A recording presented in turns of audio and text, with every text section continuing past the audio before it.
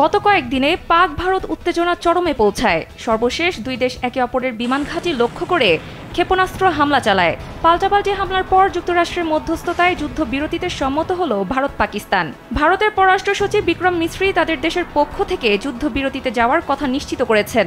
শনিবার সন্ধ্যায় সংক্ষিপ্ত ব্রিফিংয়ে তিনি বলেন, আজ বিকেলে পাকিস্তানের সামরিক অপারেশনসের মহাপরিচালক ভারতের তার সমমর্যাদার কর্মকর্তাকে ফোন করেন। সেই আলোচনায় উভয় পক্ষ সম্মত হয় যে আজ ভারতীয় সময় বিকেল ৫টা থেকে স্থল, আকাশ ও সমুদ্র সব ক্ষেত্রেই সব ধরনের গোলাগুলি ও সামরিক অভিযান বন্ধ থাকবে।